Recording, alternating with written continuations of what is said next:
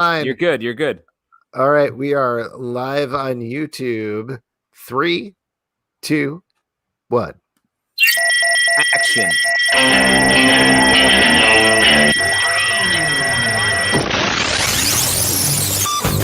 What is up, everybody? Welcome to Comic Book Club. I'm Alex. I'm Justin.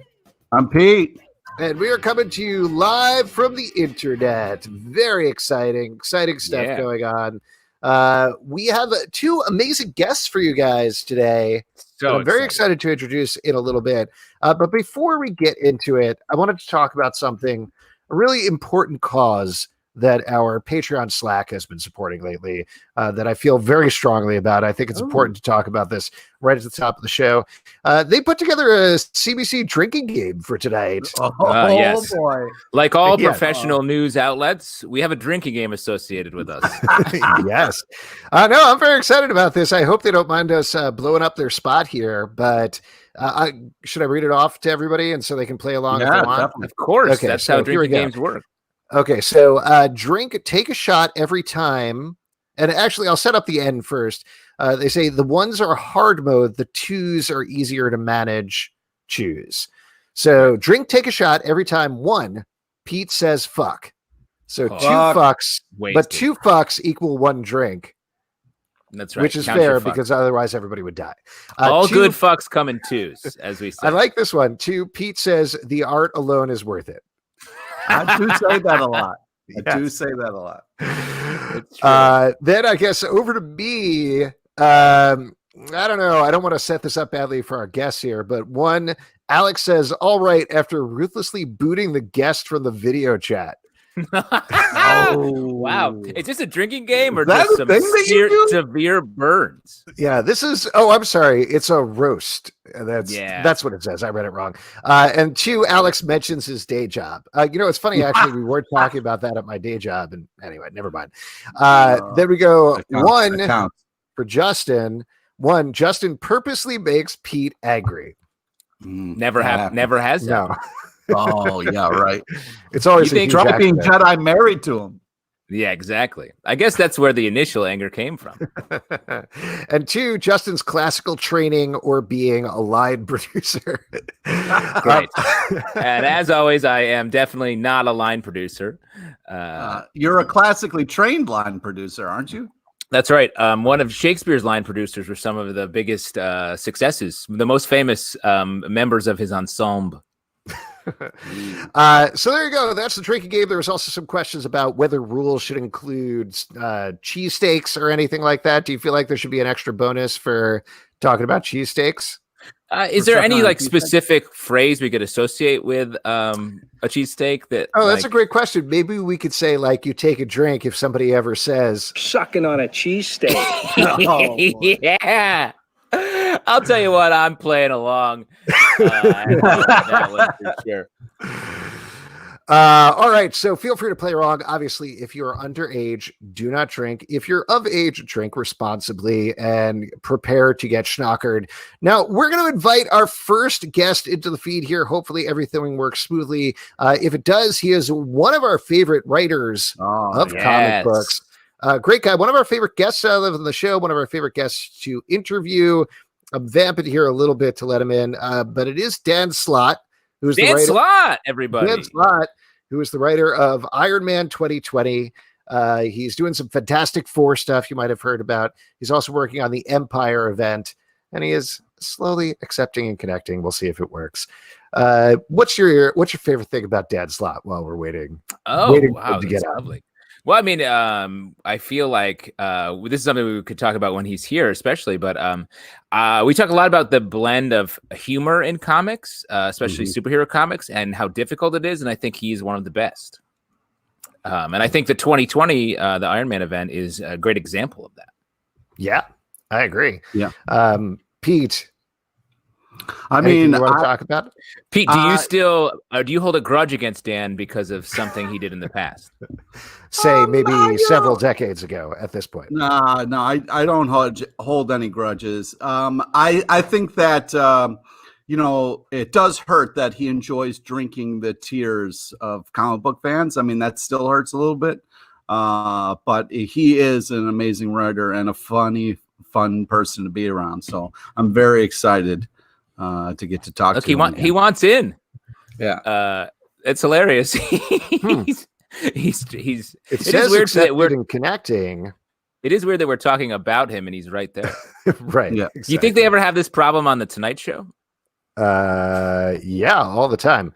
Here, Dan, I'm gonna try to uninvite you from the chat. Yeah, kick him out and then re-invite him in. Yeah, we'll see if that works. Nice. This is Tech. It's been a couple of weeks now, and we still haven't totally figured it out. All right, here we go. Trying again. Adding Dan again. That's technically a drink. Alex, kick the guest out. That's a drink. That's definitely a drink. Yeah. Wait. No, Dan. I'm adding you again. Don't worry. Here we go. And Pete has his ceiling fan going, so that's annoying. So that's a drink too. Why is that annoying? I turned off my AC so that wouldn't be loud. Because me saying it is purposely trying to make you angry, and that's a drink. It all comes back to that. Yeah. How are you guys doing while we're waiting? How's everything going over there? Well, I want to know how your guys' you act like we're people who've never met before. We're not trapped in an elevator. Who are you? How was your Father's Day? Did you guys get any cool gifts? Did you get breakfast in bed? What happened? Here, you guys talk. I'm going to chat with Dad in the chat here. Me and Pete? Okay. Yeah. Yes, the two other people. Pete. How Pete was LePage? your Father's Day? What'd you do? What I did is I had a breakfast made for me, which was very exciting. And was it edible? Yes, it was incredibly edible. Nice. Very fancy eggs. What constitutes fancy eggs, if you don't mind me asking? There was some salami in there. There were some green onions. There's some cheese. Ooh. Very well cooked. And then I got some bar gifts, like a shaker for drinks. Yeah, bar. They really. Okay. That I didn't know if it meant like pull-up bar or. Yeah, which bar do you think I'm attending? Yeah. Not the chin-up bar. And I left the house for a couple hours to go be outside. But you just left your family for a couple hours? Is what you're saying? You were just like, hey, you know what? Daddy needs some alone time. I mean, what's the most premium thing that you can have in this time is just being alone for a little bit.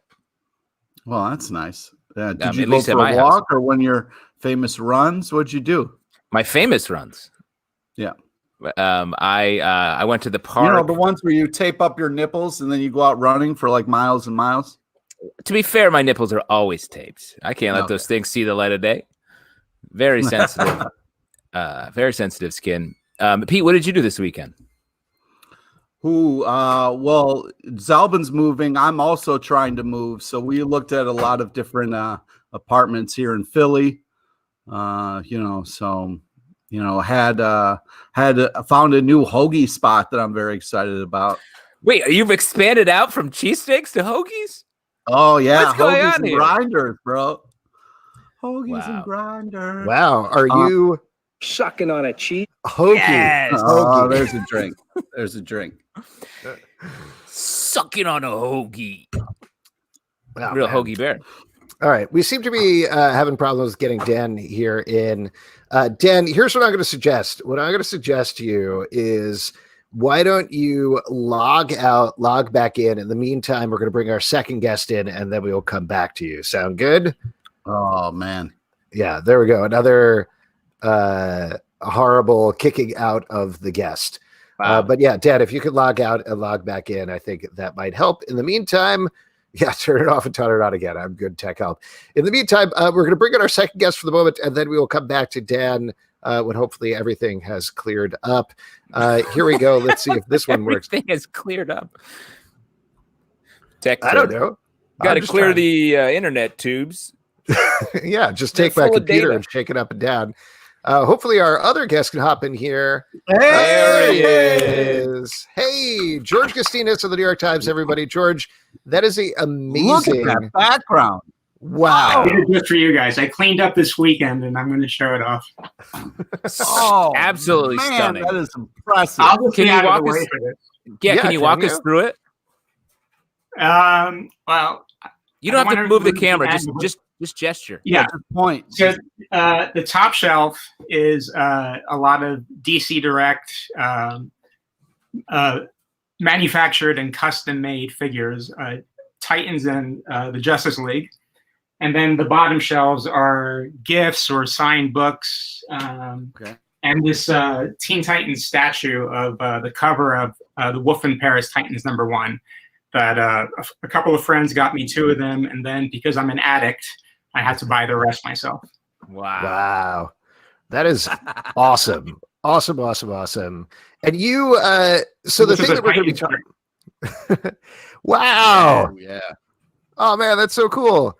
So the thing we are going to talk about, we've been for the past couple of weeks, past couple of months, I guess now, we, in the stack portion of the show, when we've been having guests, some of our favorite guests on, we've had them talk about either recent run or older runs that they particularly really liked or were into or are very nostalgic about, and revisited him.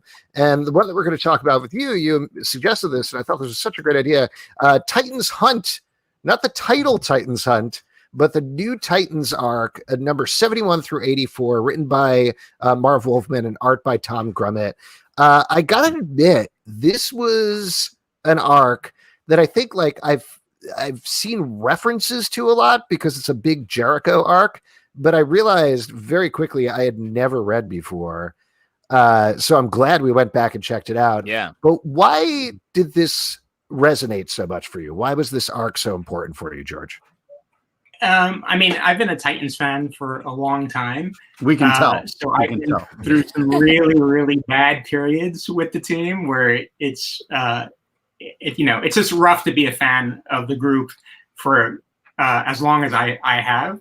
And I recall that when that storyline started, Tom Grummett's art was amazing. Yeah. And literally for the first time in like probably a year, every issue was exciting to like pick up and read, because I mean it's crazy and it's incoherent sometimes, but you didn't know what was going to happen, so it was just crazy surprises month after month for like a year.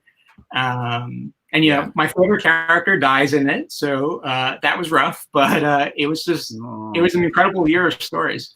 Wait, I think we could spoil it since it's several decades old at this point. Which was the character? Was it Aquaman? I've been a big Raven fan from the beginning, so she died for like the fourth time. Raven. So for those who haven't read it, here's the broad overview of the storyline.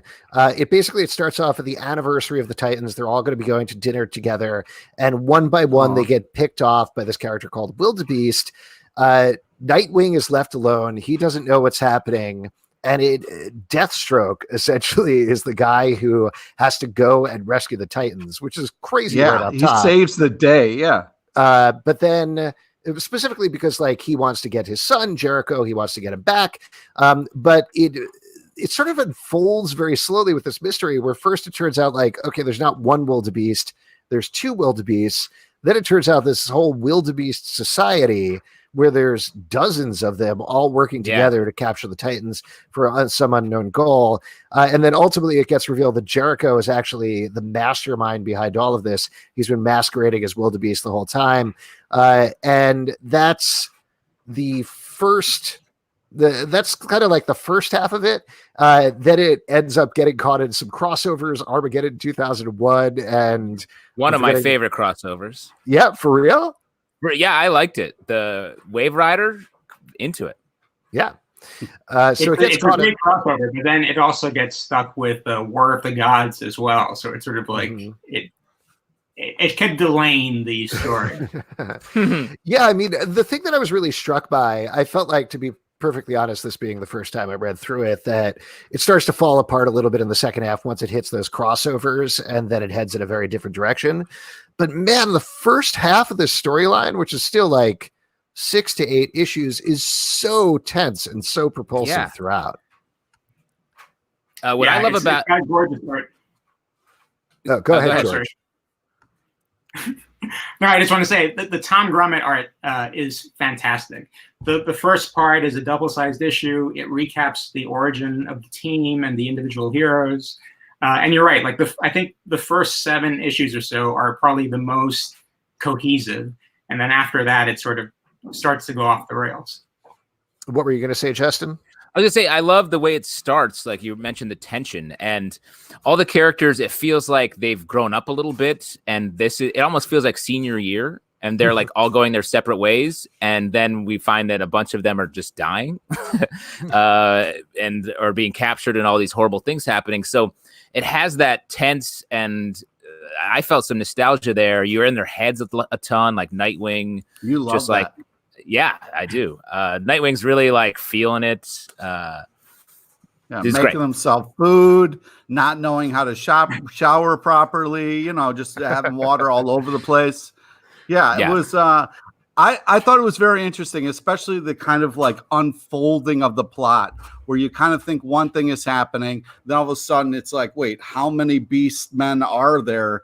Like, what is going on? And the fun, like 8 and 14, and then the fun, like Nightwing reveal that he's also in there. I thought it was really impressive, especially going back and reading something like that, where it's like, you think, okay, this will be an older story, and it'll kind of be a little played out because it's probably been pulled apart for ideas and stuff like that. But it holds up as far as like an interesting arc that you kind of don't see coming, which is pretty impressive. The other thing that I think is really bold about it, again, particularly in that first half before the team starts coming together, is you start don't with put everybody. This in halves. No, but it is in halves because it's like the first half, then it has like the all crossover. things. Yes, there you go. Like the top half of your body and the bottom half of your body. That's 2 halves as well, Pete. Right? You're ridiculous. Talk about the story. Don't divide it in halves. The fact that they keep the main characters and Titans off screen for so long is a super bold choice. That like they take everybody off the board, like you were talking about. Nightwing masquerades as a wildebeest himself, so he could break into the headquarters and find out what's going on. Great Nightwing thing to do, but most of it is like Deathstroke and some random dude being like, "Oh, I don't know where the Titans are. This is really bad." And then they keep introducing these new characters who turned out to be tied to all of the other characters in other ways. But it's such a smart choice that I feel like in a normal modern title, even with all the decompression, you would still have 1, maybe 2 issues where it's like, where's the main team? Now here's the new team that's going to go after them. But it isn't even, it takes like 6 issues to establish the new members of this team first. I think it's kind of fun that they focus on Deathstroke, but also the other parents. Like Raven's mother is a main character, and Garfield's adopted father is on there as well. So it's sort of like a reverse, like it's almost like Riverdale, where like you have the young kids and then like the older generation, and the plots obviously overlap. We actually have a couple of questions for you over here on YouTube, George. They're, I think, all action figure questions, but Mike San Gregorio wants to know, do you have a Kingdom Come Donna Troy? And John Turman wants to know if you have a Flex Mentallo figure. I do not have a Flex. I'm hoping that I'll get one of these days. And Mike is asking that question because he gave me a Donna Troy Kingdom Come. Wow. That's cool. That's a very good comment move. They're color coordinated, so I know she's in the red section. Yeah, you got a rainbow up there. Yeah, that's impressive. I love it. Wait, are they color coded? Is it like going from red to yellow to green, like the rainbow? Yeah, pretty much. I mean, I'm a little OCD, so in the middle is the Justice League, like what I call the Big 16. But on either side of it, it's color blocked from red to violet. Wow. When are you going to do a full New York Times spread breakdown of this action figure? Yeah, that's what I want. I want the paper to stay in business, so I will skip that. Come on. It's a magazine piece. Well, I do want to ask you, other than this title, because there are so many things going on in the world of comics. You've been putting up a bunch of different articles lately on a bunch of different things. I mean, one that I remember offhand, I think you broke the news about the special Walking Dead comic that's coming out on July 1st. Robert Kirkman is writing it. Charlie Adlard is drawing it. It's taking place after the end of the series and focusing on Negan. I feel like there was a lot of back and forth about that in terms of like forcing people to go to shops. What's your take on it? I mean, I think it's very generous of him. comic shops need support right now, and this is a great way to get people to go to the stores. It's not going to be available for digital download. So if you're a rabid Walking Dead fan, you're going to have to like order a hard copy or visit your local store. I think it's great. And he's done a lot of generous things like that before. So I'm all for it. And I love that series. So I'm looking forward to reading that story. And also, I think you did a pretty big Pride Month spread in the Times as well, right? What went into that?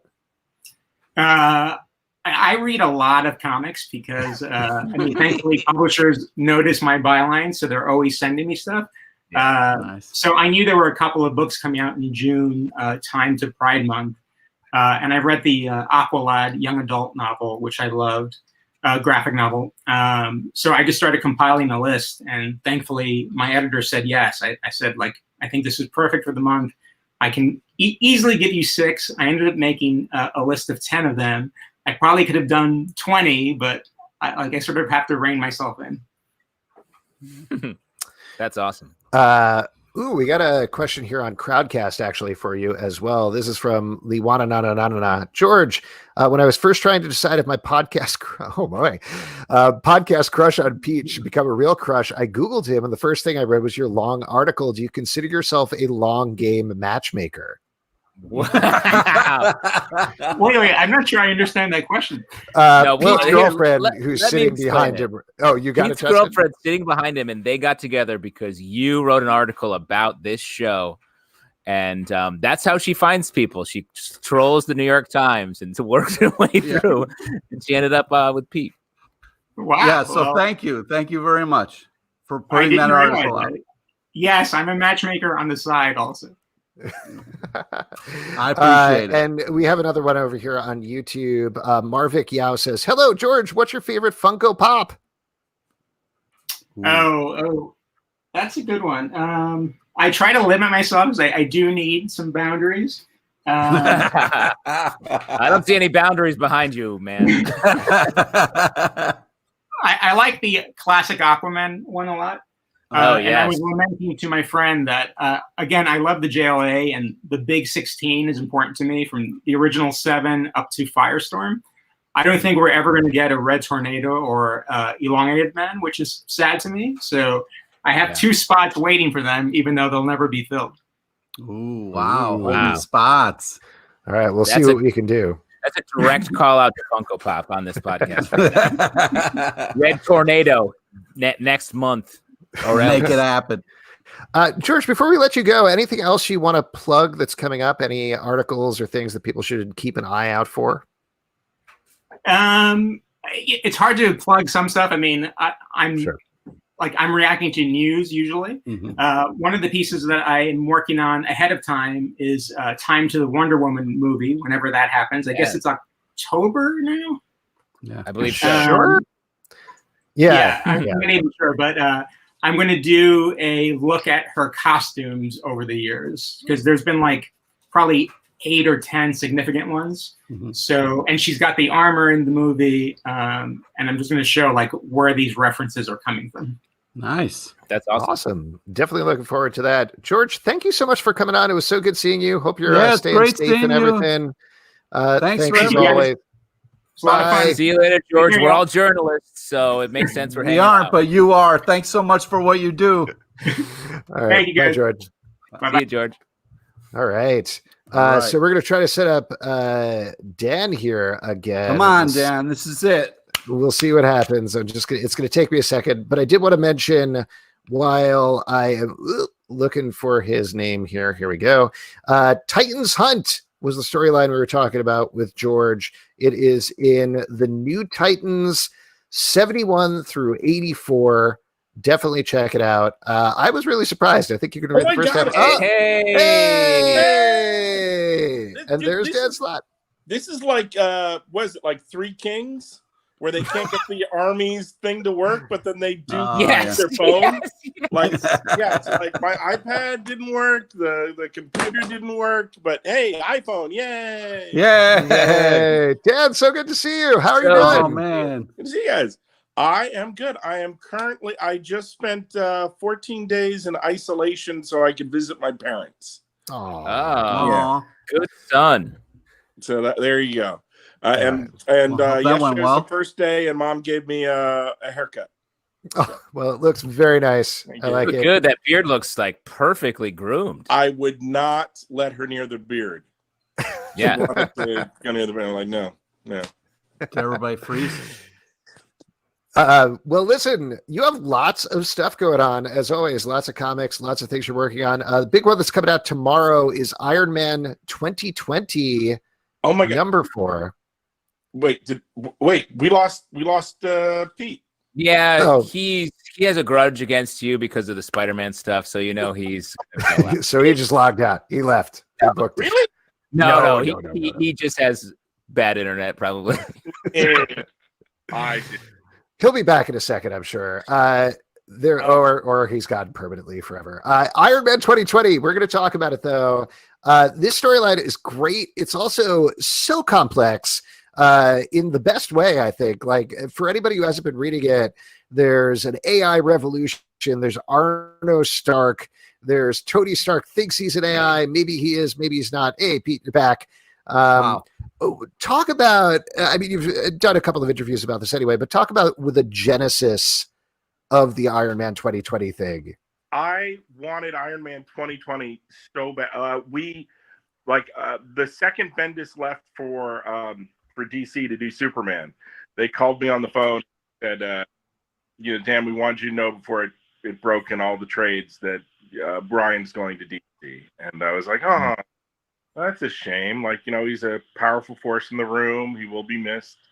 Then there was a pause, and I went, I want Iron Man. Yeah, exactly. It's sad to see him go, but it feels like some strong opportunity here suddenly. We had like a little summit, and I let the guys know a year ahead of time when I think I'm done with Spidey. Once I hit 800, I think, being the guy who wrote 600, 700, 800. What a run. That's probably. Yeah. And Axel at the time was EIC, and he kept calling me into going, okay, what do you want to do after Spidey? And I'm like, what do you got? And time I'd go, I want to do Fantastic Four, Indiana Jones. And he'd be like, we're not doing Fantastic Four, Indiana Jones. Then at first he was like, I want you to be the god of X. How would you like to do X franchise? And I went, nah. Wow. Turns down the X. It's like my brain is really hardwired into the Marvel superhero side and Spidey side. And there are times where I stopped reading X-Men. And it's so interesting.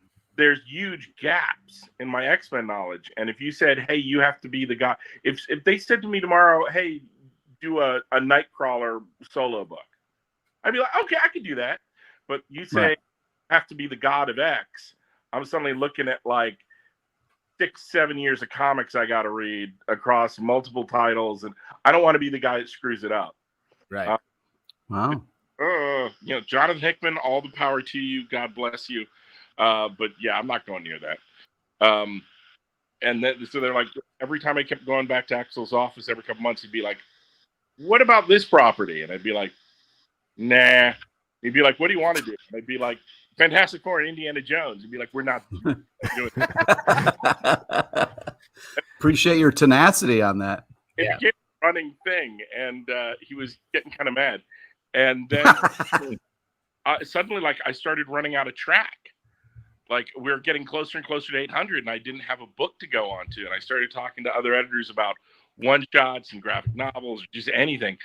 Mainly because I never wanted to be the guy who pushed someone off a book. Yeah. I don't want the karma of that. We were at this retreat, and Mark Waid announced that he was going to be leaving Captain America. Yes. I would love to write Cap. I'm thinking, I'm already like spinning the wheels in my head going like, Captain America, yeah. Oh God. And I'm coming up with these ideas, and I'm thinking, okay, first break, I will follow proper procedure. I will go to the editor. I will say, I'm very interested. Then together we'll go to Axel, and I'm like working out all the protocol, and Ta-Nehisi Coates is in the room. And he hadn't been in that many retreats, and he didn't know like there's a way. And I'd like, no one's doing Cap. I'd do Cap, and anything. Axel Alonso, like dollar signs appear. Yeah. Eyes. Not how he goes once to Captain America. He's like, gun, and he like just claps the dust off his hand and like next. And that's when I realized if you don't jump for the bus, it will leave. Yeah. So the second like I heard Bendis was gone, I was like, Iron Man. I want Iron Man. And I immediately knew that I'd be if I was doing Iron Man, I'd get to be the guy who's doing Iron Man in the year 2020.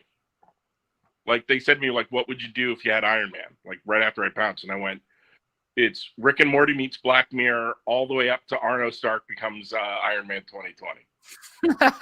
Wow. That's a hell of a pitch right there. Yeah. But when we told everybody, we left out the Iron Man 2020 part because we didn't want to give that far away, like what we were doing. But you could see in all the early issues, Bane is there, Joe Costa's there, Machine Man is there, everything you need to build to something that will reflect the original Iron Man 2020, you know, that Barry Windsor Smith and Tom DeFalco. We were at Stan Lee's memorial, the one where they had all the celebs coming on, like Charlie Cox, and it was lovely. And then afterwards, there was a nice like meet-up party kind of thing. We're all hanging around, and weird quirk of fate. My agent is also Bob Layton's agent, and it goes, "Oh, you know, Dan, I'd like you to meet Bob. Bob, this is Dan. Dan's going to be writing Iron Man." And Bob Layton goes, "Oh, really? What are you doing?" And I would go, "Well, we're going to do the Iron Man 2020 saga in 2020." And Bob goes, "You're going to do Iron Man 2020 in 2020?" I just got hard. Wow. In the middle of a party. That's his highest compliment. Yeah. So, yeah. Memorial. So there you go. That's how Stan would have wanted it, and I'm 100% sure about that. in a really big font, and in a exactly lettering with a big Excelsior is his most well-known catchphrase, but I just got hard as like second place. Well, Excelsior does mean onwards and upwards. Oh, see, that's what I'm talking about. He just translated it. This is all working out. I do want to talk about the storyline a little bit, because one of the things that I've been most struck by is writing the motivation of AI seems like a very tricky thing to do. How are you tackling that? It's like when I did Surfer with Mike Allred, a lot of the stuff I would do is I would go like, whenever we hit any kind of alien, I'd go, Mike, knock yourself out. Like, come up with it. Do whatever you want. Have fun. All the aliens need to be able to do in this story is X, Y, and Z. Hit that and just go crazy. And with this, I've got Pete Woods. And Pete Woods, I've been trying to work with Pete Woods ever since we did these tiny little short stories called Blackjack in Amazing Fantasy 15 Volume 2. And I've been trying to work with Pete ever since. And then he went to DC. And every now and then I'd be talking like, dude, come to Marvel. Let's work together. And when I heard we could get Pete, I was like fighting for Pete. Not that Pete, the Pete who just left. Yeah, the Pete who bailed on stuff. Man. And so like when we're doing all the robots, most of the time I'm going, Pete, have fun. Pete, come up with a Herbie robot. Is hilarious. Foul-mouthed Herbie is my favorite. Yes. You can tell you're having so much fun, and it's fun to read. That's to me like I'm like, oh, I know Dan's loving this, and it's really fun to kind of read it. And also, Chris Gage is doing script with me, so I get to read like Chris Gage scripting Foul-mouthed Herbie too. So it's a lot of fun. That he and Machine Man are the one we most bounce back and forth on. Like I'll have like a different line, and he'll do a different line, just because we want to write all the fun guys. Well, and that's what I mentioned this earlier before we got you in here, but like the tonal balance between like this pretty intense action and sort of like very topical, like AI versus human storyline, but also there's so much fun happening here. How do you balance that, and why is that important to the story? I want this book to be weird, and I want it to be its own thing. It's so weird, the age of coronavirus, where suddenly comics stopped for a while. We stopped on a cliffhanger, and it's kind of been hanging there for the longest time. Where Tony Stark, in the course of time that the Tony Stark Ironman series ran, he slowly found out that when he was killed in Civil War II, when Captain Marvel effectively killed him, and Bendis stuck him in a tube and regrew him, that the thing that came out of the tube is an artificial being. He thought he was Tony Stark, but he is no different than a machine.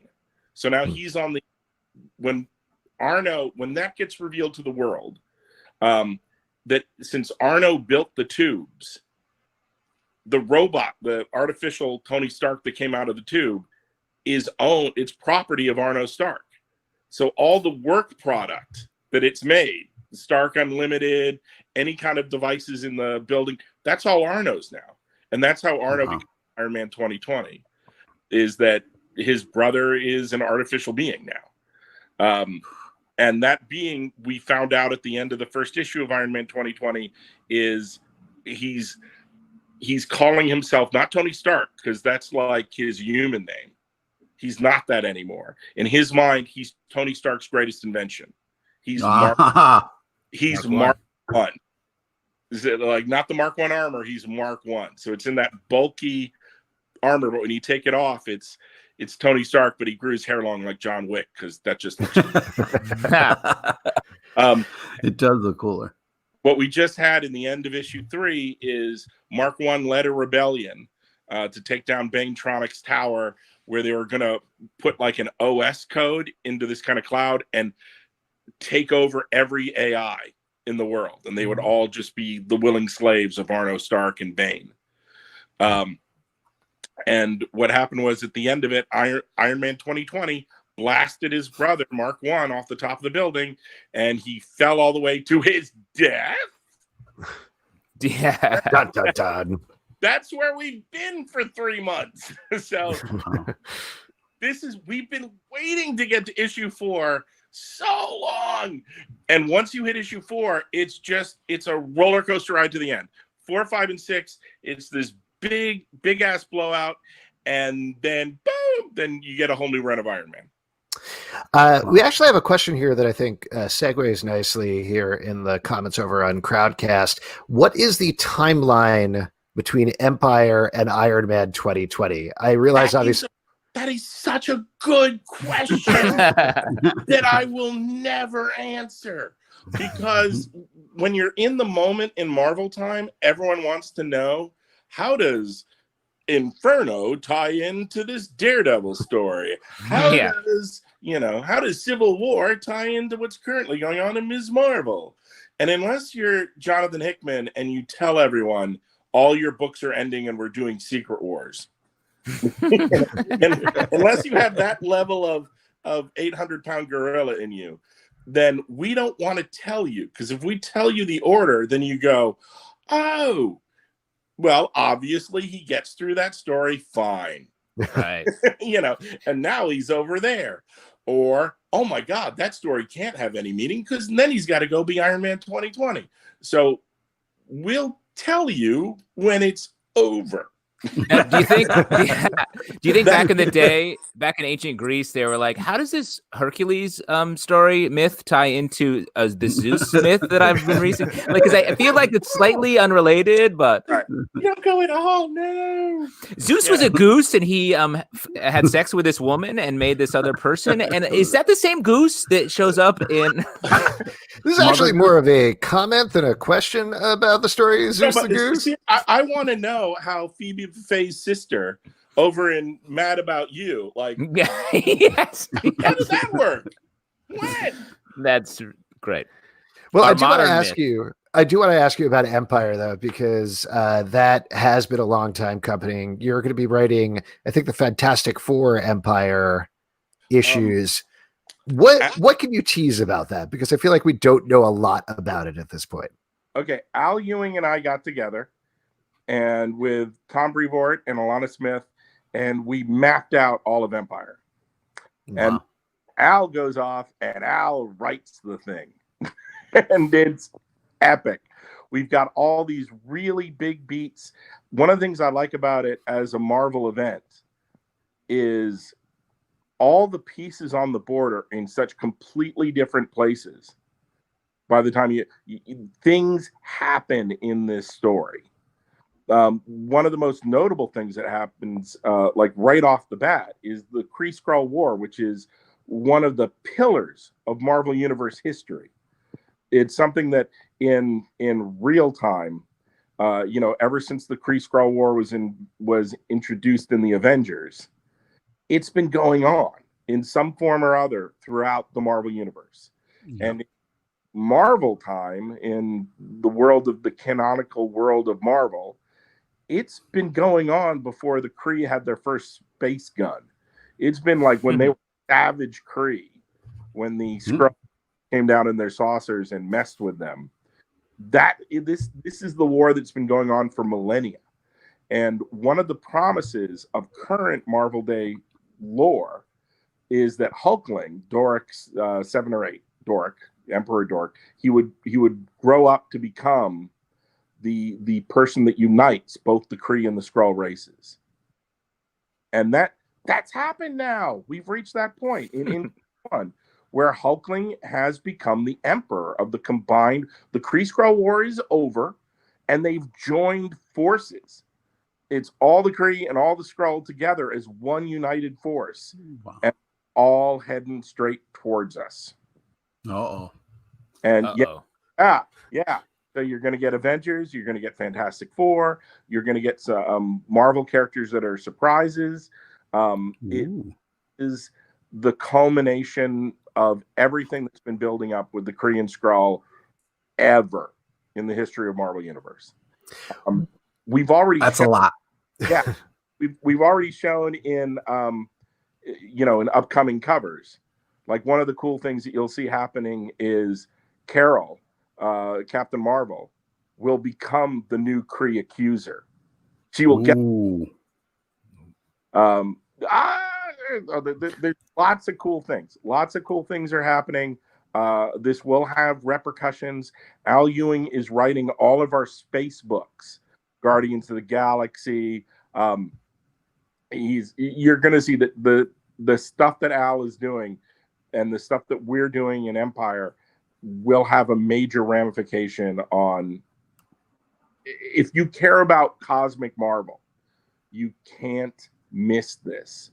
Meanwhile, over in Fantastic Four, we're doing things that are really going to change up this book. Right now, everything's been going along smooth. People have been getting married. It's fun. Yeah, it's nice. Been a nice warm little blanket of comfort food of just like, it's the FF that I know and love. And Emo Franklin, he's feeling it. Oh, poor Emo with it. One of the like, why did you dye his hair? So you can tell them apart. There's too many. I love that move. I appreciate it. So much. Appreciate it so hard. Helpful.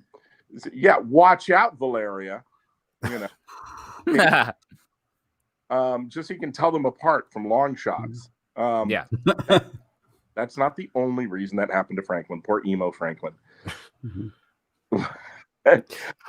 You're going to have in FF, what's coming out tomorrow is Avengers Empire Zero, which zero issue. All right, calm down, Pete.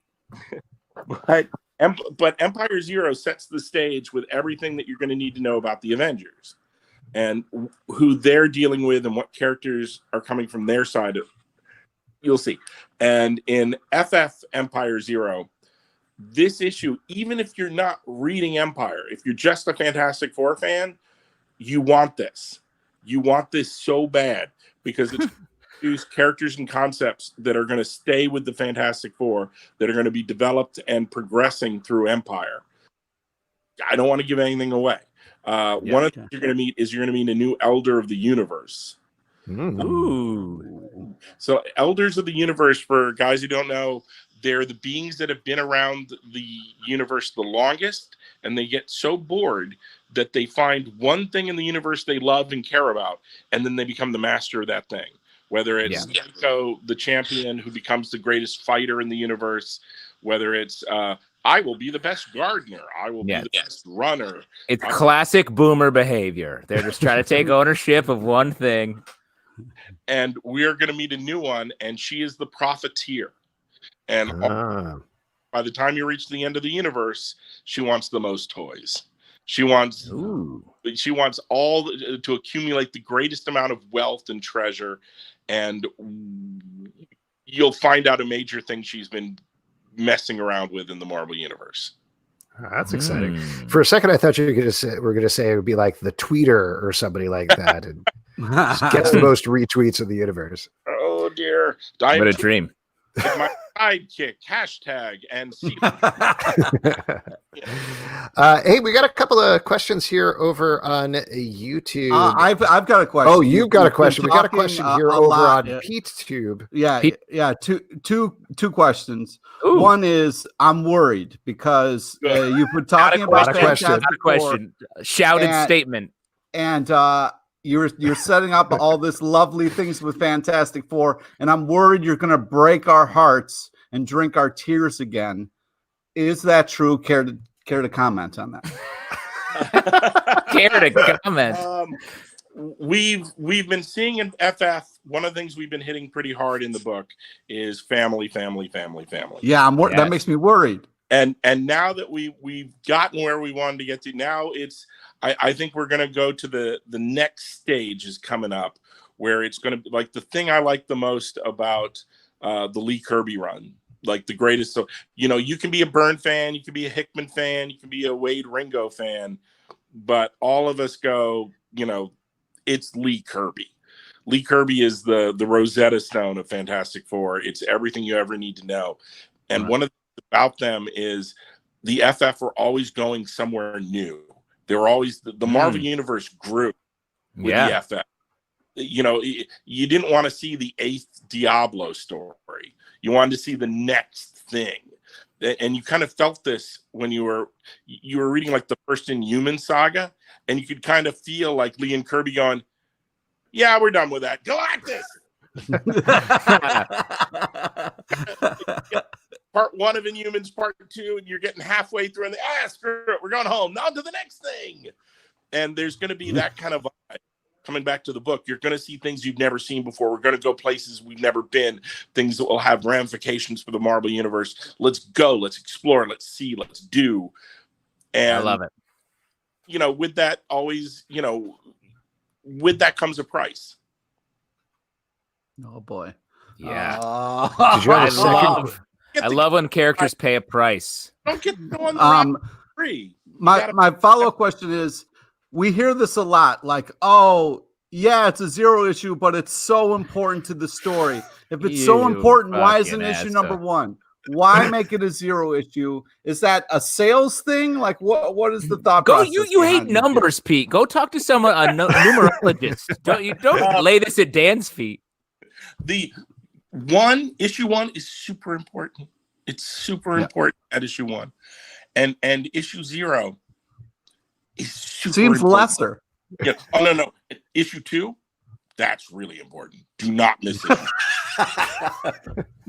Okay. They're all right. Well, thank you. No, but thank you for indulging me. FF Empire 0 is really freaking important, not just for Empire, but also for FF. It's one of those things where people are going to be like, if you're an FF fan and you didn't pick up 0, you're going to be like, dude, why didn't you tell me how incredibly important this was going to be? It's really important. I'm telling you now, it's really important. FF Empire 0. I do want to get to a couple of these questions.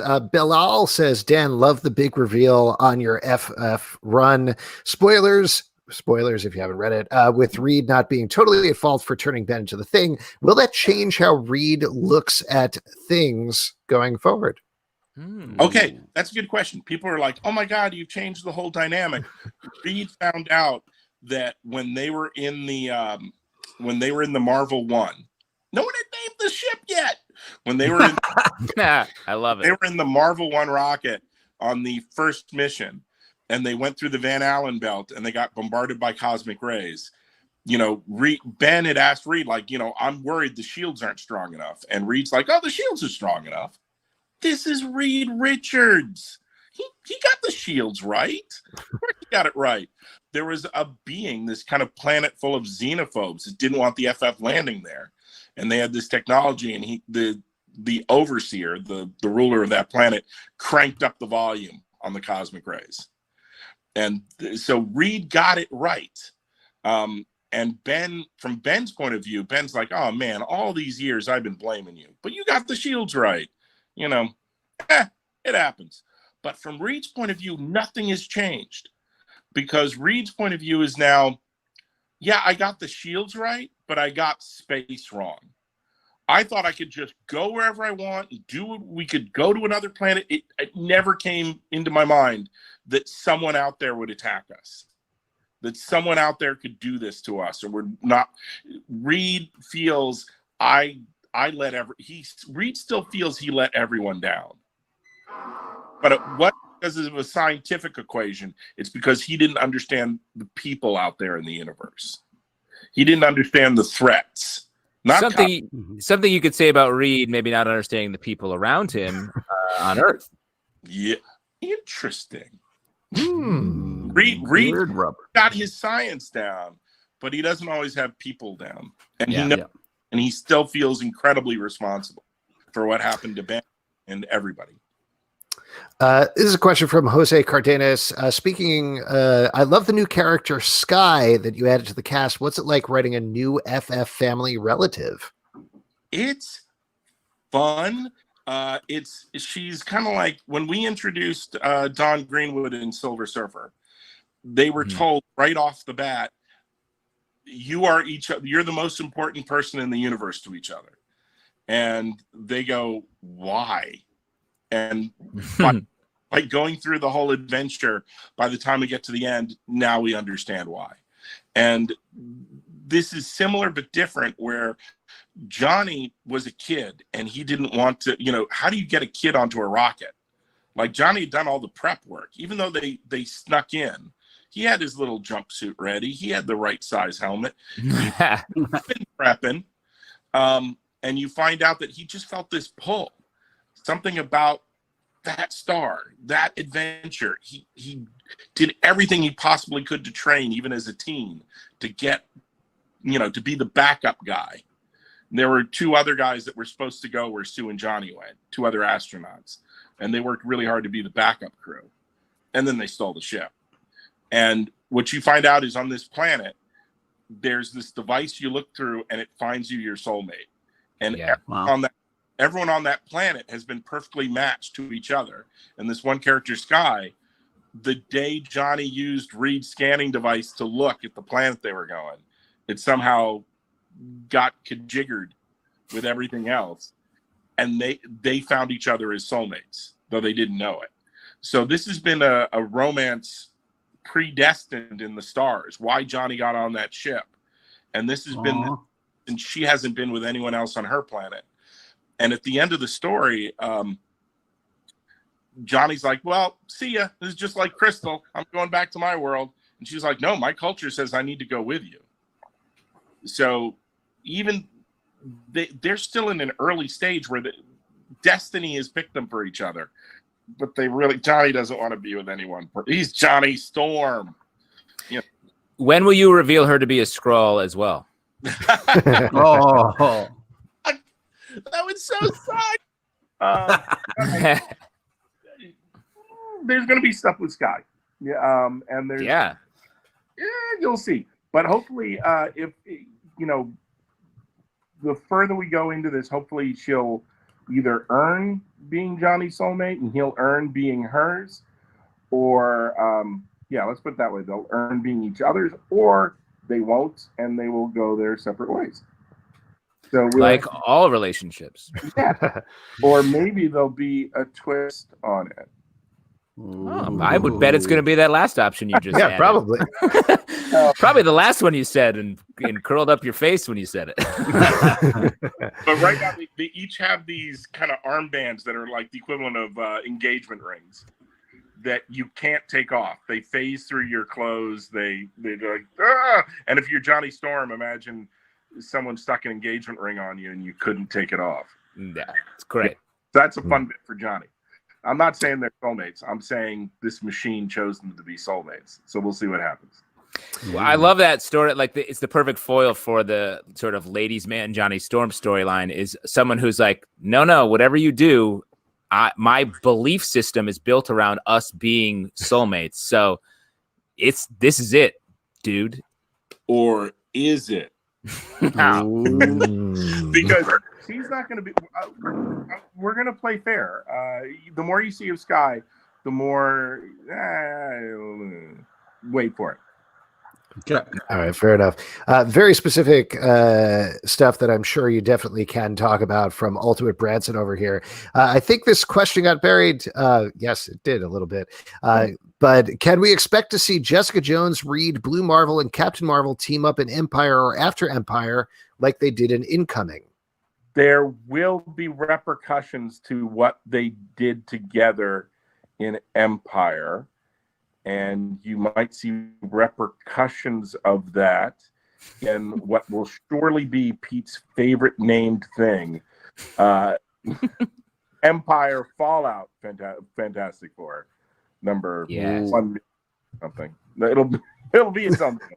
Whatever. Right. It's FF Empire. It's Empire Fantastic Four Fallout or Fallout Fantastic Four Empire. Whatever it is. They're all a list. So it's like Avengers Epilogue Empire, but we're Fantastic. Wow, that's a lot. Gotcha. Here's a question back to the Iron Man stuff. Architectural Film Panels and Columns asks, Dan, thoughts on Denny O'Neil's Iron Man run and how his mark on the character informs your writing? I feel bummed. Denny O'Neil is like a multi-layered, we're all affected. If you're reading Marvel or DC books, Denny has affected you in ways you'll never know. Denny's the guy that, as an editor, goes, I think we should have Frank Miller on Daredevil. I think we should get this Bill Sienkiewicz and Doug Mensch guy together and do a book called Moon Knight. And then as a writer, he's like, you know what? I'll make Ollie a total liberal and team him up with Hal. And they'll go across America. Hey, let's bring back the Question. Let's bring back, the Shadow. Let's do. There's like everything you look at that Denny touched. I took a class. I was like sitting in my Marvel disguise kit, with like the baseball cap and the sunglasses, sitting in the back of a Denny O'Neil class and just scribbling notes at the SVA. And the thing I remember really loving was he was talking about the story where Batman went with the team of misfits, where he was looking for that killer, and he had Sammy the Seal Boy and Strong Guy. And he was telling, one of the things he was impressing on everyone is to let your artist do their thing, to trust. You're the writer, they're the artist. Trust them to be your cinematographer. Trust them. Don't try to write. Like, if you ever see an Alan Moore script, it's the scariest thing in the world. That checks out. Yeah, it describes like every drop of rain that's falling from the sky and what's in each drop's reflection. And, and if you look at it sideways, it becomes a fractal and drop, and it's like, yeah, I was talking with, when I was doing Arkham Asylum Living Hell with Ryan Sook, when that was over, it was like people at DC had opened up the toy box and they're like, what do you want to do? Anything you want to do. We loved Arkham Asylum. And we were just like fielding different, options. And I remember talking to Ryan, like, oh, what are you going to do? He's like, they're going to put me on Promethea. I'm going to get to work with Alan Moore. And I'm like, did you read the script yet? You have to be a certain level of mad genius to want to go through that. They're the greatest, modern day comics of all time. But those scripts are scary as all fuck. And it's like, it's the opposite. Like when you see a Jeff Loeb story, it's like he changes it for every artist he works for, Wow. Like if he's writing a story for Jim Lee, he's going to tee up the best Jim Lee shots. If he's writing for McGinnis, it's his job to just pitch you a big cassava melon over the plate so that you get to, your artist gets to whack it out of the park. And that's like why people love working with Jeff Loeb and why his Tim Sale books read completely differently, because this is what Tim Sale wants to draw. So I'm gonna make it like that with 1 million panels and blah blah blah. Ed McGuinness wants to draw Red Hulk punching the Watcher. I will throw that. That's kind of like the lesson Denny was talking about, and how he had a completely different layout for that shot with Sammy and Bruno the Strongman. And Neil Adams said to him, "I get to draw Batman punching and kicking people all the time. I will never get to draw a strongman dangling a seal boy off of a windmill." That's the interesting shot. That's what gets the biggest panel. That's cool. And that's what you all remember from that story. Yeah. 100%. If you walk away from that entire story, you don't remember Batman swinging off the other side. You don't remember him eating with the freaks. You remember that shot and Sammy the Seal Boy. And that was like the tiniest panel when Denny wrote it. And the thing that makes him a great writer is that Neil Adams says, "I'm going to do it this way." And he's like, "Do it that way." Trust your artist. And I remember hearing him say that, and I'm like, okay, that's going in the book. Nice. Yeah, it's like, what are your guys' favorite Denny books? I don't know. I mean, you mentioned the Green Arrow, Green Lantern stuff. Like that is something like to be able to capture like something in the world at the same in comic books, I think is so hard, and to have it be relevant to the time as well as the characters and come from a character place, but also feel important and serious, but also goofy. Like that to me is the high bar.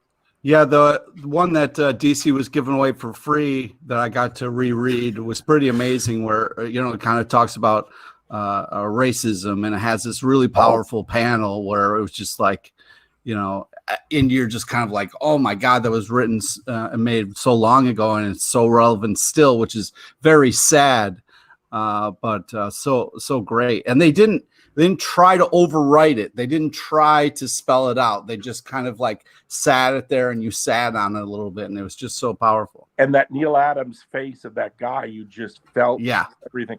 There is like, I could write like 1 million SpiderMan stories, and I will forever envy. He did this one annual with Doc Ock and the Punisher. Oh, wow. If you can, I'm going to go look that up. I'm going to spoil this for you because I hate you. But, finally, I appreciate your honesty. The story keeps using the Daily Bugle over and over again as a framing sequence to get you from scene to scene, to tell you what just happened last month, to do this. It keeps using the Daily Bugle over and over and over again, and then you find out the baddie Doc Ock's master plan was he put poisoned ink in the Daily Bugle. Oh, wow. Daily Bugles are going to go out and people are going to read, and you've just spent the whole issue reading Daily. Did you ever read the Daredevil with the Two-Gun Kid? Holy crap. Think so. Okay. This is a gem. Go and find this, or it'd be a shame if you read it online instead of just holding it in your hand, because it's Denny O'Neil and it's Dave Mazzucchelli, and it's Daredevil's having an adventure in the present in the West, and Two-Gun Kid is having it in the past. Oh, and cool. The two adventures are playing off each other. So something in the past is going to have a ramification in the present. And whenever you're in the past in the Two-Gun Kid story, it's all in old Dewishade. So it's all Dave Mazzucchelli. Yeah, that's born again. But it's one issue. It's just this beautiful little 22-page gem. Talk about writing for your artists. There you go. Yeah. Thank you for those.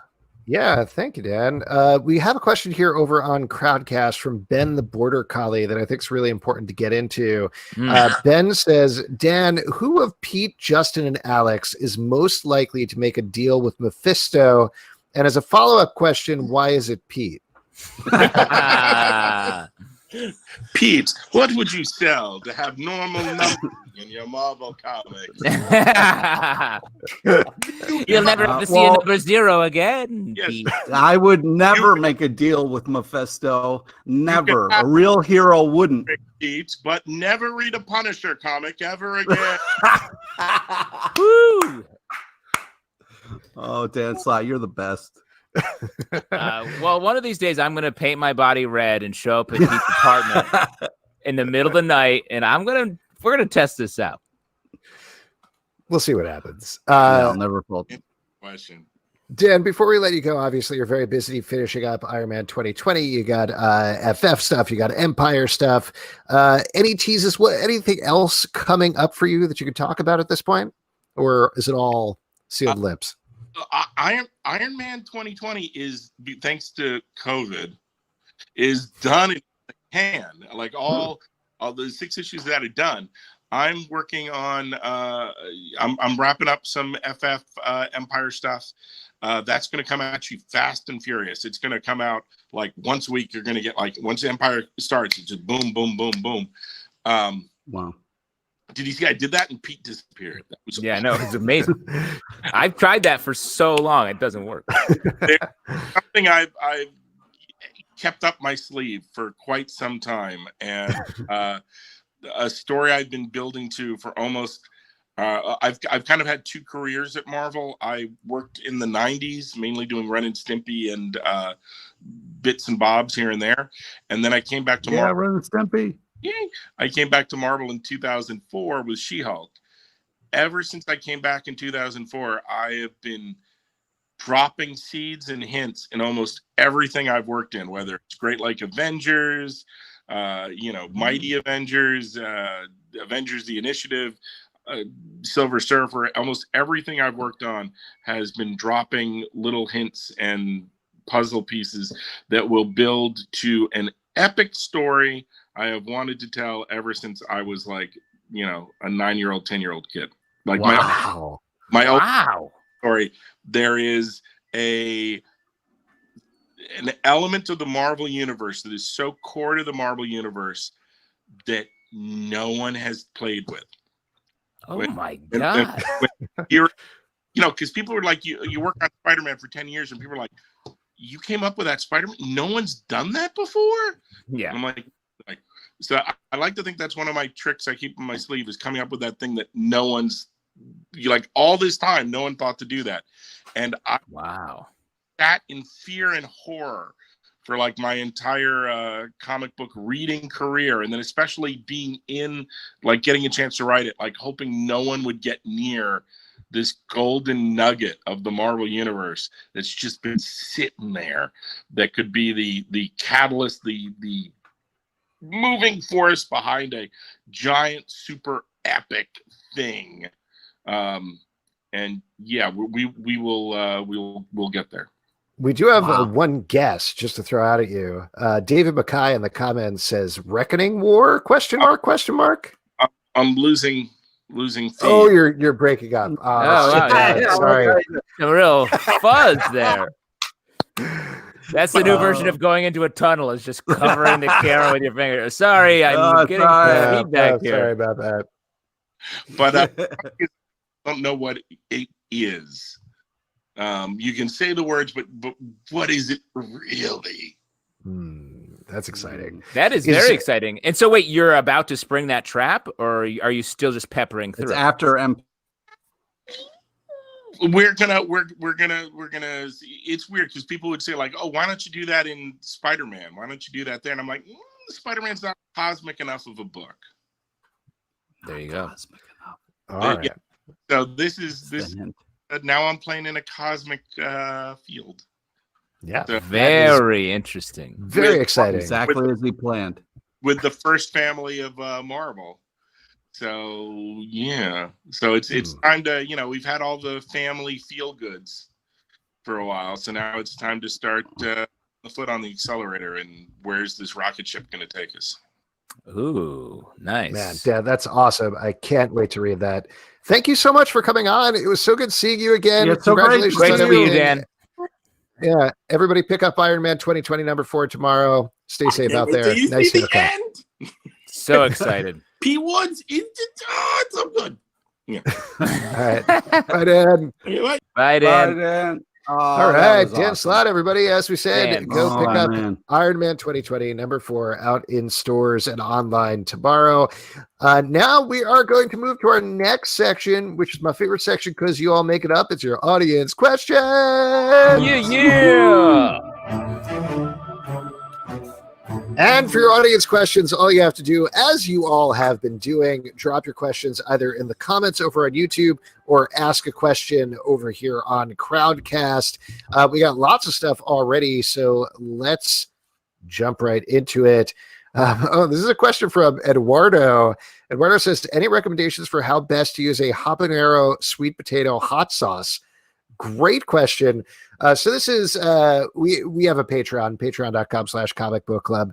We've been a little nervous about sending stuff out for a couple of months. So rather than sitting on everybody's money like a dragon, we decided to instead support a local restaurant. I want to say a local New Orleans restaurant. One of our other amazing Patreon members. And if you listen to our Cloak and Dagger podcast, Cloak and Jabber, you know him as our New Orleans correspondent. He is chef de cuisine. Is that the exact title? He can tell us in the comments. But Brett Macris, I think that is accurate.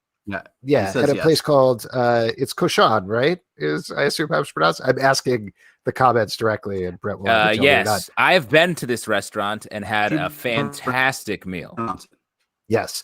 So in order to support his restaurant and local restaurants and also send the folks on our Patreon a nice gift at the level where we send out those gifts, we sent a habanero sweet potato hot sauce from his restaurant.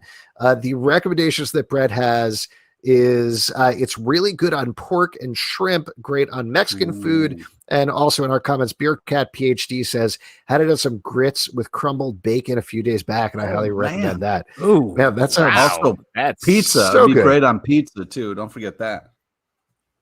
Sure. I mean, it could be, I guess. I don't know. Do you usually have sweet potatoes on pizza? Yeah.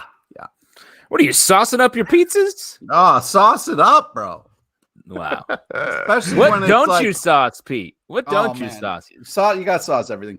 Pete, yeah, what's the last thing you ate without whiz on it?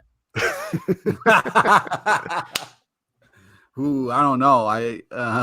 Well, actually, the hoagie I was talking about was sans whiz. Wow, because it was dream. covered what do you want a in health blue kick? cheese and hot sauce. That's why. Josh says, wait, who doesn't sauce up their pizza? I want to be clear. My problem isn't with saucing up pizza. I think hot sauce on pizza, great idea. It's the Especially sweet potato pizza. part. Sweet potato parts that's a little weird to me on pizza. That's all. Sriracha on pizza, great. Oh, yeah. Yes. But absolutely. also, a lot of pizza, has good sauce on it already. It's the pizza sauce. Right. Yeah. And as a follow-up, and this is very nice of him to say, Straight Bullet says, just a statement. I've had 4 different upper management in the restaurant group come up to me and thank me for the hot sauce sale for the Patreon peeps, but I keep telling them it was my idea. So on behalf of Kushan and all the restaurants, I just want to say thanks for contributing to the cause of keeping this restaurant in business. I hope everybody is enjoying it. Brett, that's awesome, Brett.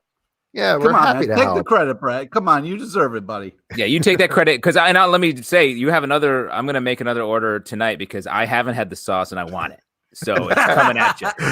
Yeah, to be fair, we did not order any for ourselves. Yeah, Alex mailed it out. I'm sorry. No, it makes sense, man. It makes sense. Yeah, give it to the people, man. But if you're in New Orleans, obviously stay safe, but go check out Kushan, support a local restaurant. This is also from Beer Cat PhD. Now that summer is upon us and we're all trapped inside, what are your favorite runs issues that involve summer-themed activities, not including the X-Men playing baseball? I was going to say that. Yes! That was going to be my number one answer. Summer-themed activities. I mean, can we say swimsuit specials? No, those are always don't be fucking creepy, the man. Punisher and his little skull speedo. I mean, I will say, isn't that crazy how that issue got some traction because of the story with Chris Cooper, the guy in the park, who I think Amy Cooper, who oddly has the same name, called the cops on him, and he's this bird watcher, and he was the editor of the swimsuit issue. I didn't know that part. I hadn't read that. That's amazing. Yeah, there's a huge comic connection because of that story. That's so funny. Wow. If she had just known that, it never would have happened. Yes, definitely. I think deep down she is definitely racist, but also she hates swimsuit issues. That's the part that people won't talk about. Yes. I'm gonna. Oh, go ahead. I was going to say for a summer, the first thing that came to mind, and this is random, maybe because we were just talking about Jeff Loeb, but the Jeff Loeb run he did on X-Force is set. A bunch of it's set in the Southwest, so it has sort of a dry heat to it. Feels very summery. It's all very orange, orange and browns, and it's good stuff. Yeah, it's a dry heat. I agree. We got a question here over on YouTube, actually, a pair of questions. Lion Man says, did I tune in too late to hear what's on the drink menu tonight? No, sir. And JC Archer says, what are the boys drinking? I'm about 8 shots deep. I think you've only contributed to 4 of them. Pete says, fuck already. So what are we drinking tonight, folks? Pete? Or Justin? I was drinking I've got a glass of Nero d'Avola, which I finished. Blanc, and I just want to say it's fucking delicious. Oh, and then he signed off. Oh, and then he just left. He just poured the rest of it on his laptop and was like, I'm out.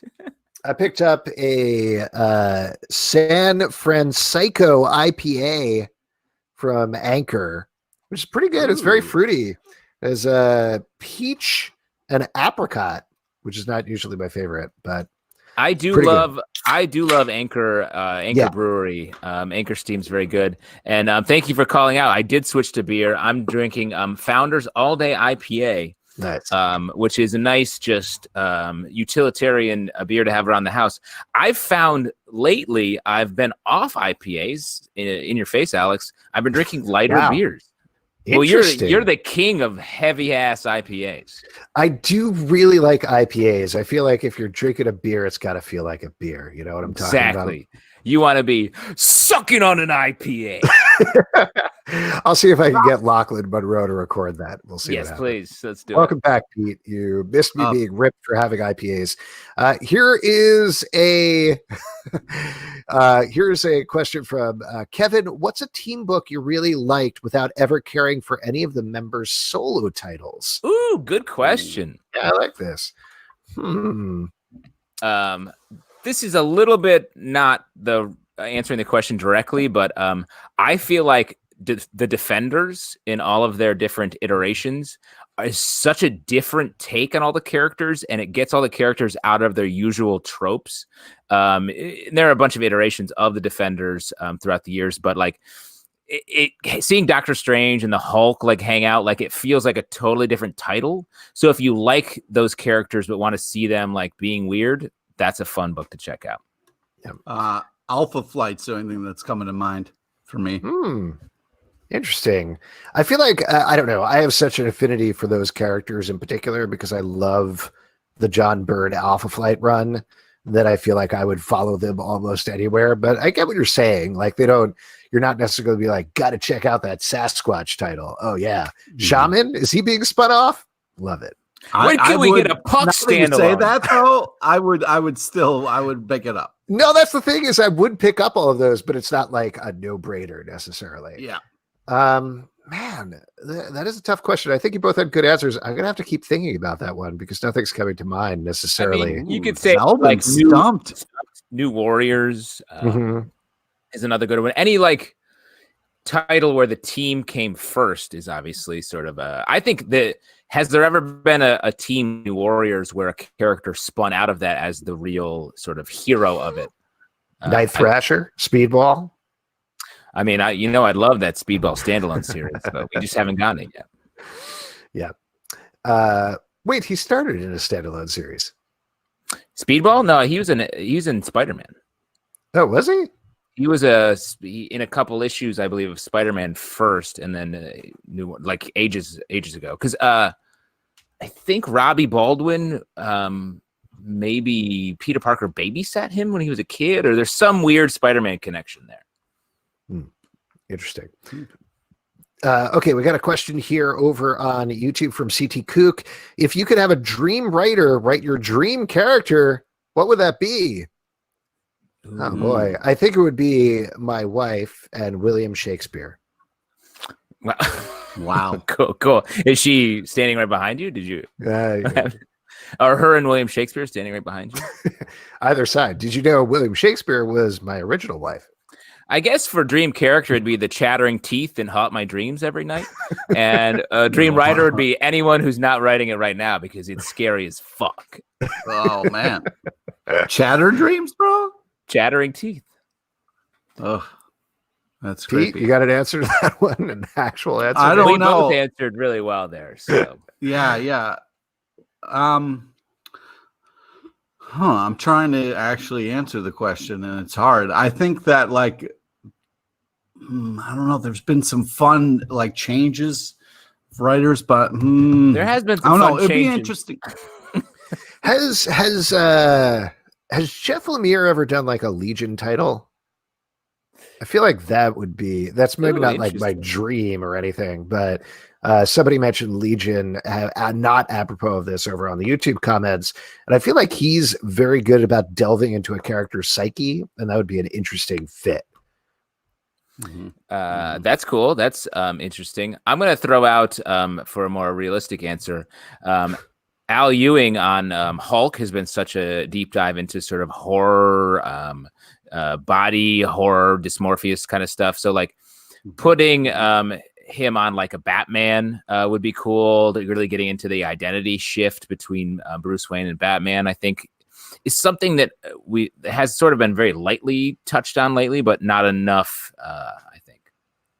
Yeah. Cool. Good question. This is from Hollywood Homer. Favorite food based on a comic? Like if there were Punisher hot Cheetos. Oh, we're taking a comic book character and adding it to a snack we like. Yeah. Yes. Like Pete, would you do Mikey from Stargirl and Pop-Tarts? Yeah, that makes sense. Yeah. Gross. Hot lava. He would just jam them with more garbage. What about like Wolverine brand caviar? Was that a favorite snack of yours? Yes, I'm very rich, very wealthy. Can't you tell I'm in this basement eating caviar like a baller? Yeah. I'd love like snowbird oysters or something. I don't know. What the fuck? That sounded so creepy. Why? I'm just saying two random things together. That's what life is. That's what we do on this. Yep. Great.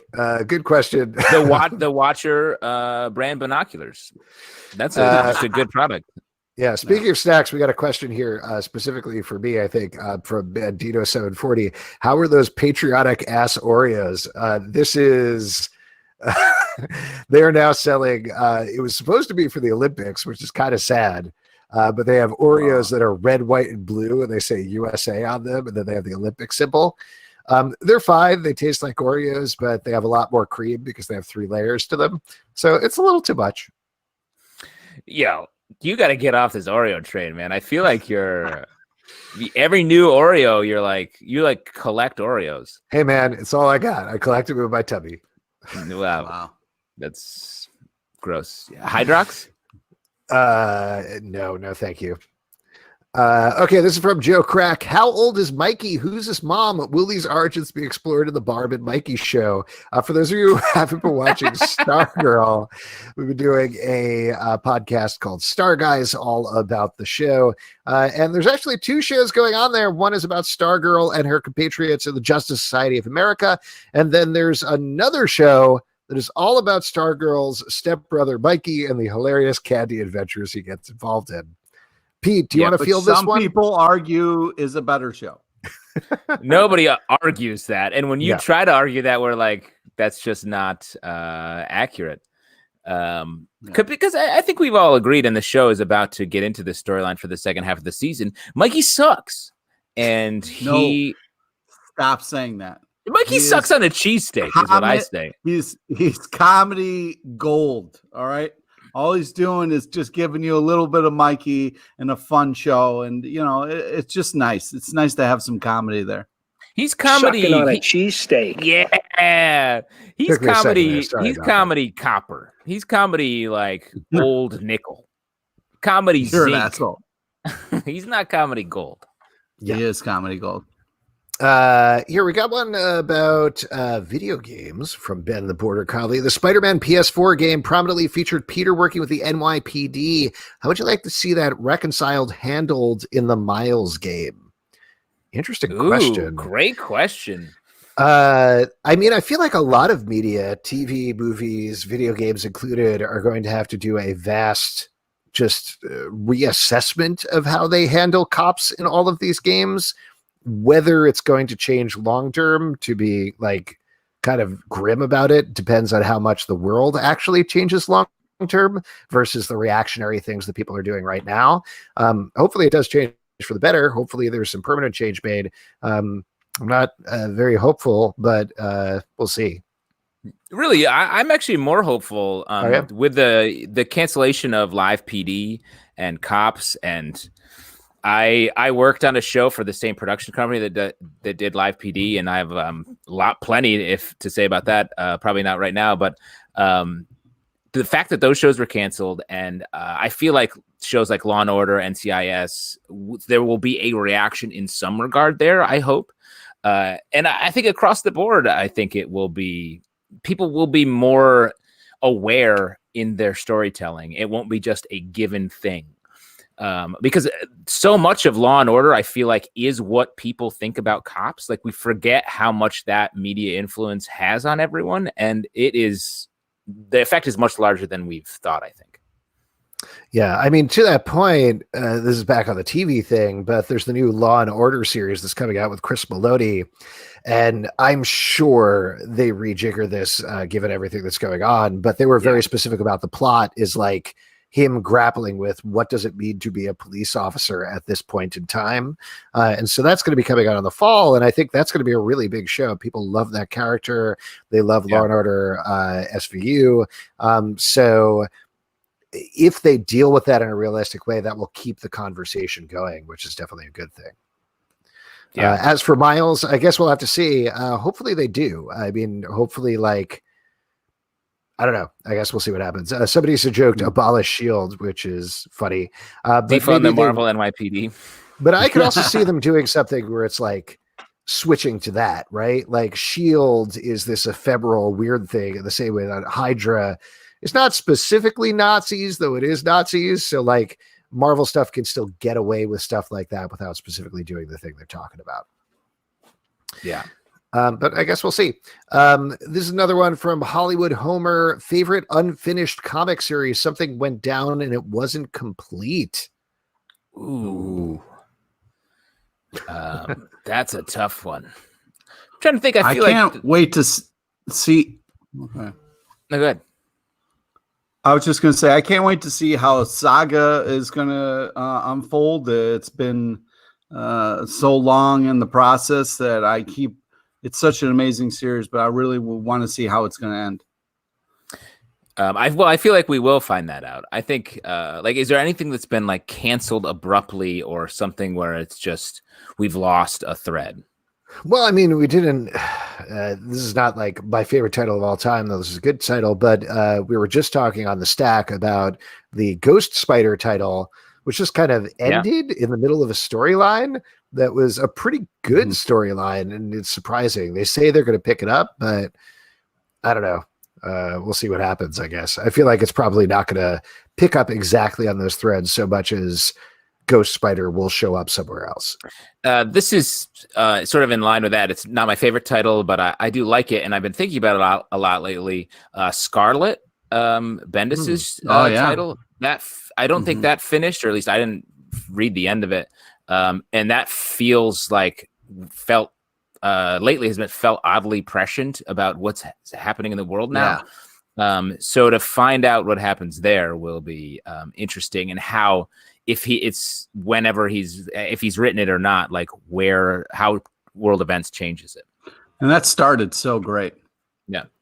We got one over here on YouTube from Architectural Film Panels and Columns. Other prose writers like Coates or Lethem you'd like to see tackle superhero books. Ooh, nice.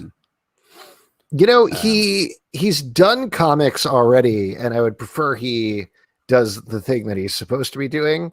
But I'm sure George R.R. Martin would love to write some stuff for Marvel. Like, he loves it. He used to write letters into them and everything. I think he could do a good job. He could do a good Inhumans book. They wanted to do Game of Thrones as Inhumans, so just get the guy who does Game of Thrones, you know? That definitely checks out.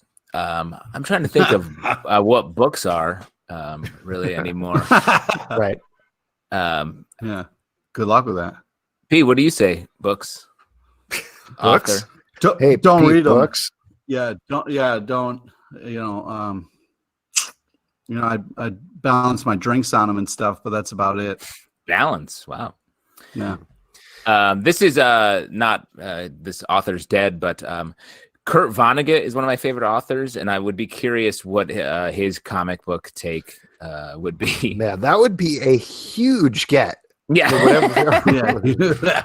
Amazing.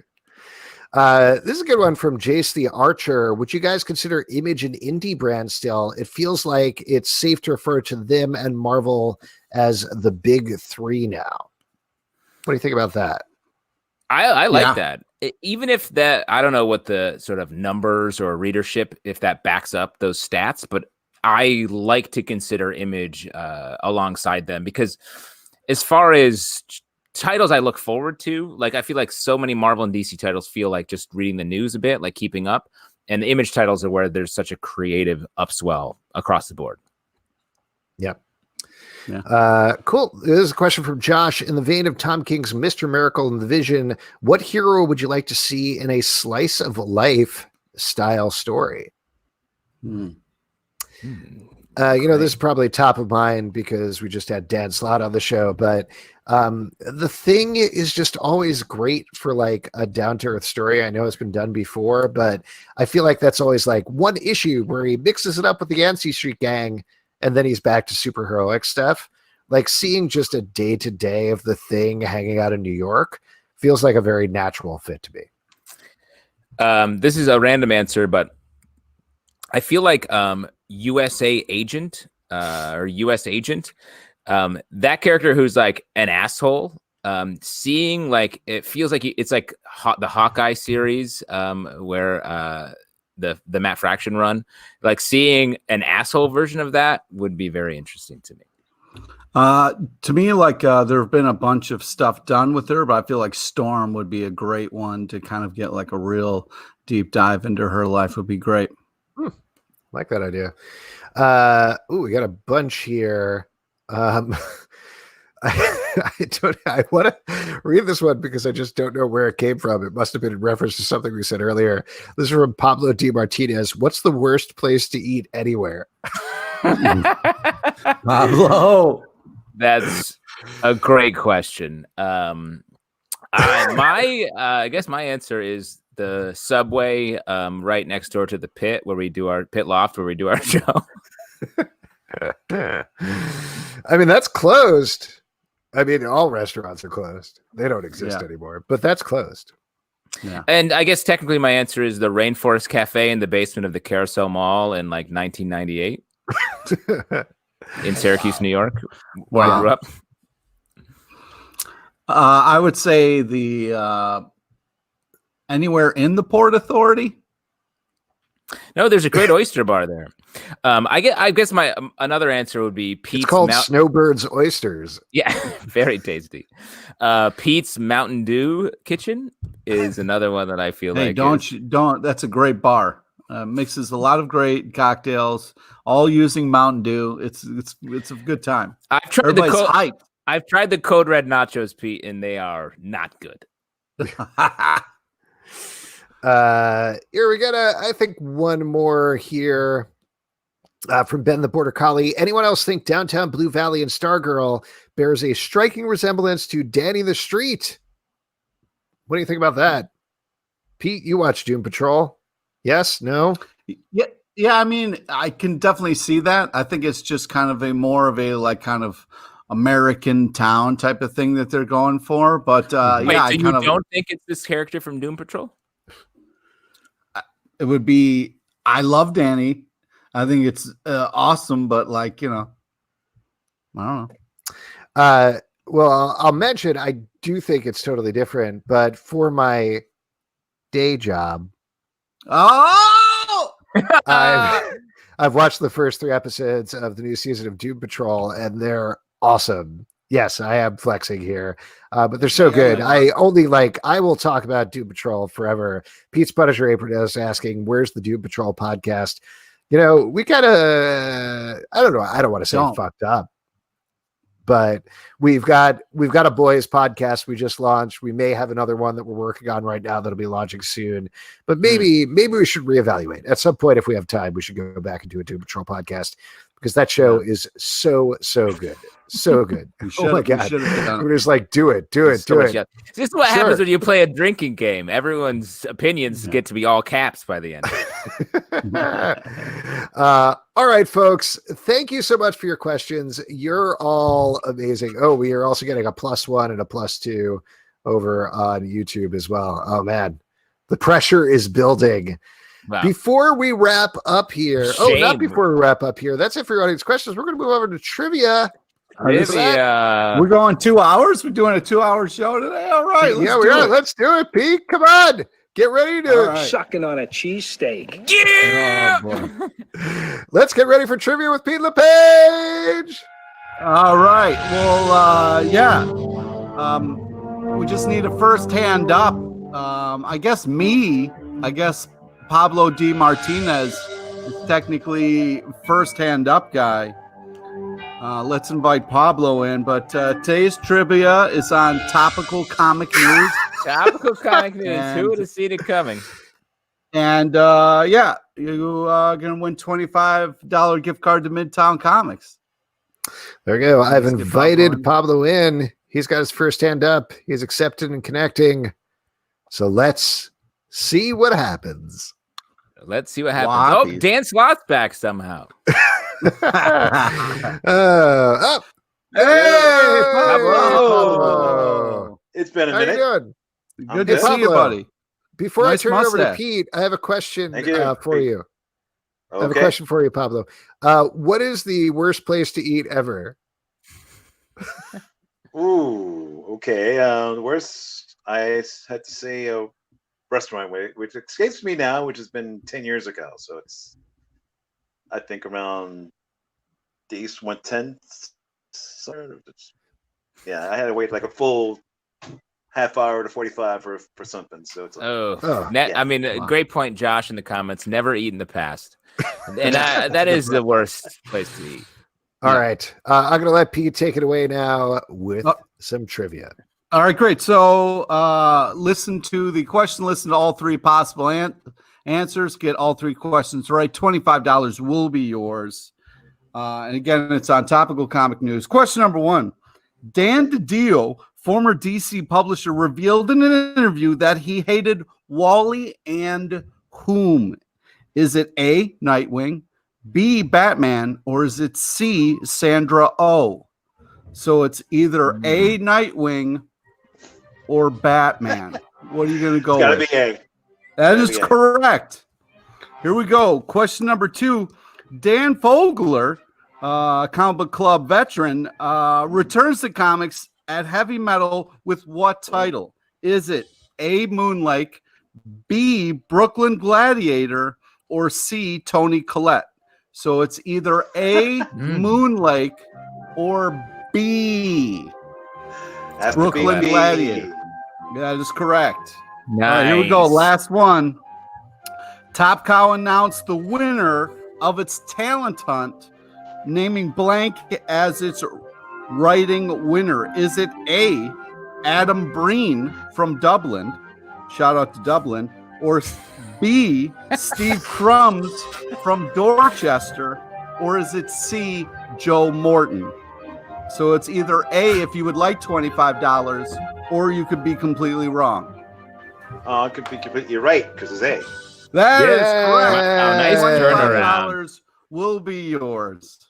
Amazing. Pablo, congratulations. Also great seeing you. Shoot us an email at comicbookclublive@gmail.com with your info, address, and phone number. We will get you set up with a $25 gift card to Midtown Comics so you can get some comics in this trying time. Thanks. Thank you so much. And stay away from restaurants on 10th Street, okay? Yes, please. All right. All right. Bye, Peace. Pablo. See you, Pablo. All right. Now, funnily enough, people called out that maybe you were trying to do some sort of Dan connection with your questions, Pete. Seems like it was not that, but the third answers added up to some sort of Robin Williams movie. Is it The Night Listener? That is correct. That's nice. Right. Wow. I never heard of that movie, but it sounds great. And let me ask you, Pete, you shouted out Dublin, but Dorchester didn't get any fucking love. That's right. What's up with that? Can suck it. Wow. Anti-Massachusetts motherfucker over here. That's right. Before we go, tomorrow is new comic book day, except for today, which is new DC comic book day. You know what? Everything's confusing forever now. But let's talk about anyway what we're looking forward to that is coming out. Pete, you have your picks ready? I do. I can't remember the title of it. We're going to be talking about it on the stack. But it's like Dead Road or Long Dead Road or something like that.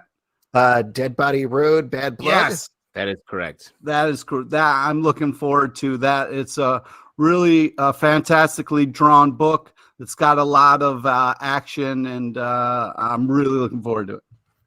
I'm looking forward to this Captain America book that's coming out tomorrow called Marvel Snapshots, I believe. Written by Mark Russell, who I feel like I've made it clear in the last few months or a year of doing the show that I'm really in the tank for.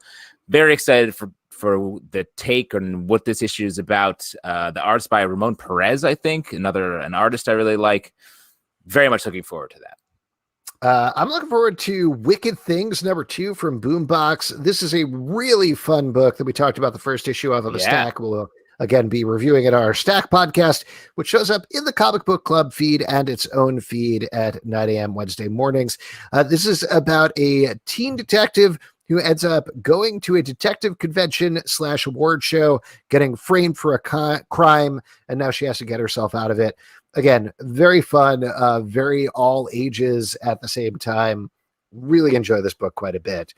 All right, folks, I think that is it for our show. We could talk all night, but we absolutely could. And we're going to. Kidding. We're going to keep going. Turn off that music. I've got more beer to drink. Let's all play along. So first of all, thank you to our amazing guests, Dan Slott and George Gustines, for being on the show. From Dan, check out Ironman 2020 #4. Yes. George Gustines, check out all the amazing stuff he does in the New York Times.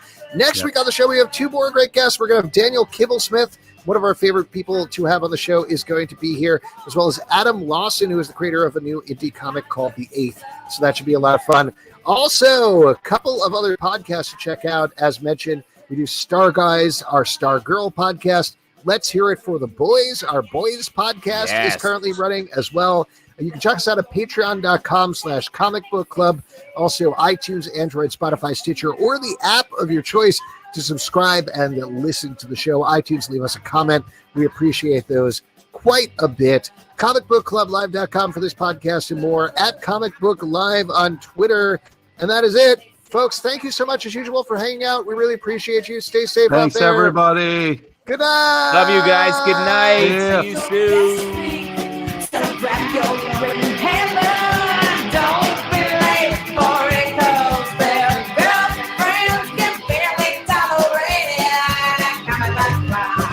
I love that song. Still says girlfriend.